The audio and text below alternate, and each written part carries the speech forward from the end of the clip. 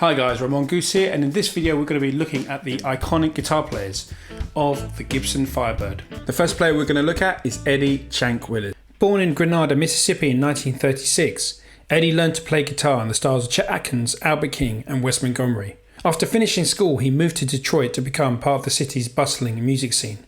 He kept busy with local gigs and session work until Motown founder Berry Gordy came calling and made him a member of the record label's house band in 1959. After becoming a funk brother, Eddie would begin using his Gibson Firebird in the studio on a parallel run of hits. The tracks Eddie cut with this guitar include Ain't Too Proud to Beg, I Heard It Through the Grapevine, Jimmy Mack, Second That Emotion, Stubborn Kind of Fellow, and countless others. Eddie played the Gibson Firebird Model 3. The Firebird 3 originally came with 2 pickups and dot fret markers. As you can see, Eddie's Firebird 3 actually had 3 pickups in the end, as Eddie added a third pickup with a period correct Firebird pickup. He also fitted the guitar with phase reverse and coil tapping switches. The original Maestro Rebralo sidearm unit did break at some point, but Eddie replaced it with an era correct wrapped tailpiece. Other songs that Eddie used his guitar on were Nowhere to Run, Reach Out, and My Cherie Amour. The next Firebird legend is Brian Jones of the Rolling Stones. Brian acquired his Gibson Firebird 7 direct from the Gibson factory, and you can see Brian playing Satisfaction live on a Firebird as early as 1965. When the Firebird was initially released, it wasn't a huge success, and that's probably due to its backward shape. And actually, Brian Jones of the Rolling Stones was about the only famous guitar player to use one when it first came out. Brian's bandmate Keith Richards here, and apparently this guitar eventually was stolen from Keith. Keith appeared with this guitar on November the 11th, 1965, when the band played the US TV show called Hullabaloo. Gibson gave Brian and Keith each a Firebird around 1965 when it was first released, and this would explain why both of them had the same instrument. And there's also a rumour that the guitar used to record the Rolling Stones song Satisfaction was indeed a Gibson Firebird using an FZ1 Maestro fuzz pedal. Brian's Gibson Firebird was given to Peter Swallows from the Rolling Stones office. The next prominent guitarist to use a Firebird was actually in fact Eric Clapton. Clapton bought this guitar on April the 13th, 1968, on the second day of a 3-day gig at Philadelphia's Electric Factory. Of these 3 gigs, the first day he played his SG Full, and then based on photos of these 3 days, the Firebird was then used on the second and all the third day. Clapton would continue to use the Firebird on the Cream farewell tour in late 1968, and it served as a replacement to the Full SG, which had become a bit battered due to extensive touring. Eric Clapton said in 1994, "The 335 was a big favourite, and that particular Firebird, I had some great times on that. The single pickup produced a fantastic sound." The Firebird 1, which Clapton used, was equipped with a single mini humbucker in the bridge position. So obviously the guitar had no pickup switch and only had 2 knobs, which were volume and tone. It was also equipped with a wraparound tailpiece, and it still featured a neck-through body construction. It had dot fret markers and also no binding on the neck. Clapton used this on the live tracks on the farewell recording, the songs Sitting on Top of the World and Politician. There is also a full-length bootleg available live in Oakland from 1968.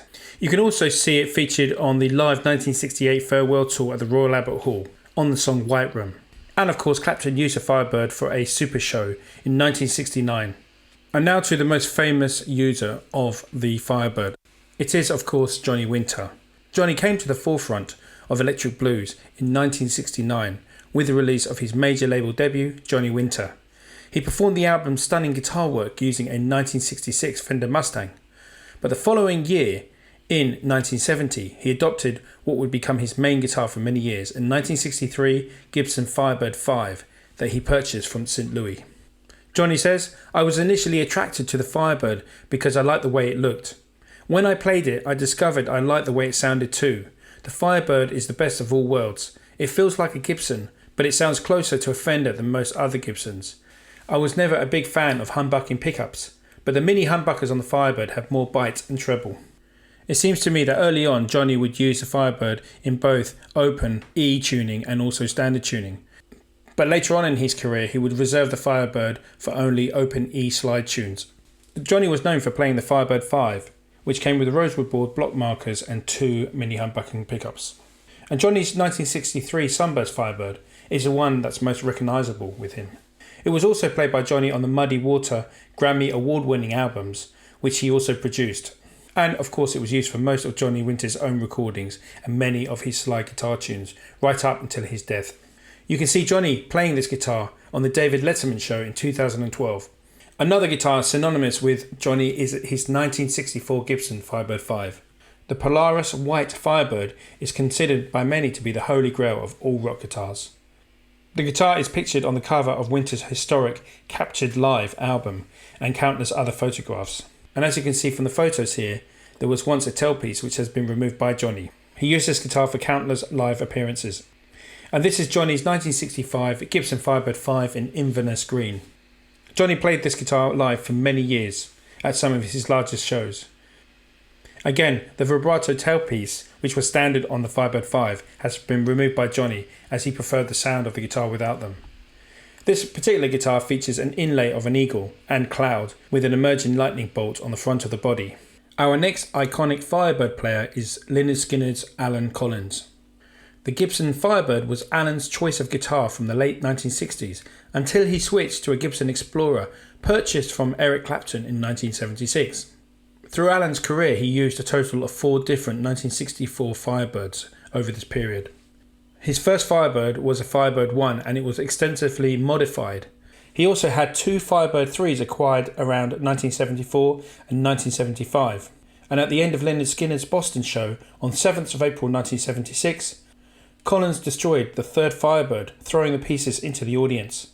The day before the next show in New York, on the 10th of April, roadie Joe Barnes located another Firebird 1, Collins' 4th Firebird, and spent the day setting it up like the others, installing a dogged P90 pickup at the bridge and moving the stock mini humbucker at the neck, and swapping out the stock combination tailpiece for a vibrato. And as the standard Firebird 1 was a single pickup model, Barnes told us I had to route the cavity for the neck pickup.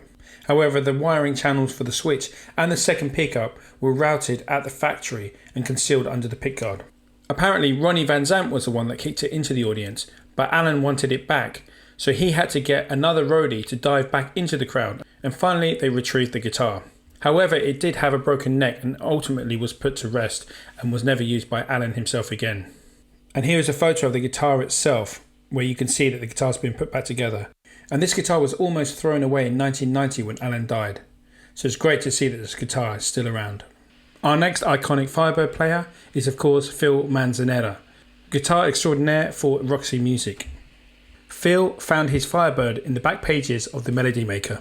Phil's guitar came in the custom DuPont colour, red. And of course it's a Firebird 7, so it came with the block markers, ebony fingerboard and all gold hardware, and of course 3 pickups. So it's the same model as played by Brian Jones and Keith Richards. And Phil has performed and recorded with this guitar pretty much throughout his whole musical career. This guitar was featured on the second Roxy Music album cover, For Your Pleasure, released in 1973. And Phil says it's been a dream and is very effects friendly. Phil dedicated a solo album of his to it in 2008 called Firebird 7. But before we go, let's just have a look at a few players I didn't mention who also donned the Firebird. Here we can see Tom Petty with a 76 Bicentennial Bird and also Mike Campbell with a vintage 1960s Firebird. And here is PJ Harvey with a Firebird 7. Here we have Paul Stanley of Kiss with a Firebird 1. And apparently when Kiss were first starting out and auditioning guitarists, Ace showed up with a Firebird 1 and a 50-watt Marshall JMP. Here is Dave Mason with a Firebird 5. And Stephen Stills here with his Firebird 1, which he later sold to Graham Nash. Here's Steve Clark of Def Leppard with a Bicentennial Sunburst Firebird. And of course Steve Jones from the Sex Pistols playing a Firebird 3.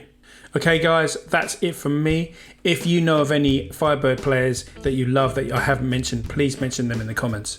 But until the next video, this is Ramon Goose signing out.